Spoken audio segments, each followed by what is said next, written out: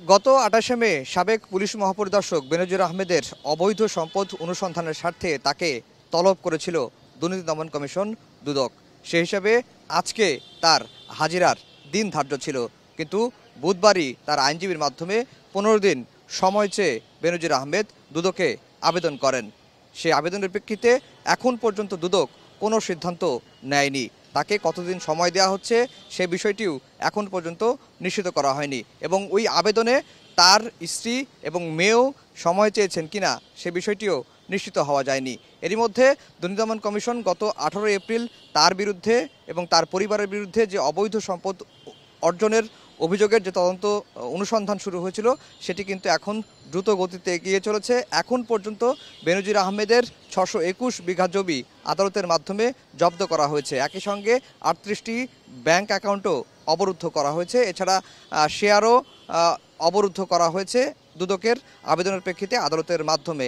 আর বেনজির আহমেদ কোথা থেকে এই আবেদনটি দুদকে দিয়েছেন সে বিষয়টিও কিন্তু আমরা এখন পর্যন্ত নিশ্চিত হতে পারিনি। তার আইনজীবীকে ফোন করা হলেও তিনি ফোন ধরছেন না, এবং বেনজির আহমেদ দেশে আছেন না দেশের বাইরে আছেন, দেশের বাইরে থেকে কিভাবে আইনজীবীর মাধ্যমে দুদকে সময় চেয়ে আবেদন করলেন সেই বিষয়টি নিয়েও কিন্তু এখন পর্যন্ত ধোঁয়াশা তৈরি হয়েছে। এবং এখন আমরা যেটি অপেক্ষা করছি, দুর্নীতি দমন কমিশন বেনজিরের যে সময় আবেদন সেই আবেদনটি কিভাবে নিষ্পত্তি করে, তাকে কতদিন সময় দেওয়া হয়। যদিও দুদকের একজন কমিশনার জানিয়েছিলেন যে দুদকে যদি কেউ সময় আবেদন করে তাহলে অনুসন্ধান কর্মকর্তা এবং দুদক চাইলে তাকে সর্বোচ্চ ১৫ দিন সময় দিতে পারে। সেই হিসাবে বেনজির আহমেদকে কতদিন সময় দেওয়া হচ্ছে সেই বিষয়টি এখনও পর্যন্ত আমরা নিশ্চিত হতে পারিনি, বা দুদকের তরফ থেকে এখনও পর্যন্ত কোনো কিছু জানানো হয়নি। হয়তো দুপুরের পরে সেই বিষয়টি আমাদের কাছে খোলাসা করবেন, এবং দুপুর ২টার পরে একটি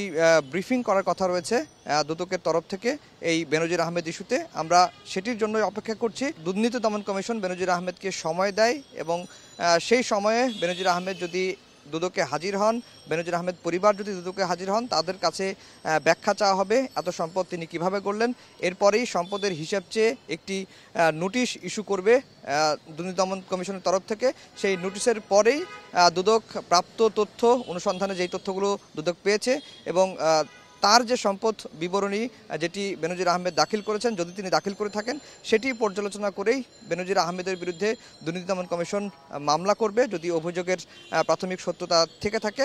এরপরেই বিচারিক প্রক্রিয়া বা তদন্ত প্রক্রিয়া শুরু হবে, এমনটি কিন্তু এখন পর্যন্ত আমরা জানতে পেরেছি। তবে বেনজির আহমেদকে কতদিন সময় দেওয়া হচ্ছে দুদকে হাজিরার জন্য সেই বিষয়টি দুদকের তরফ থেকে এখনও পর্যন্ত খোলাসা করা হয়নি বা নিশ্চিত করা হয়নি।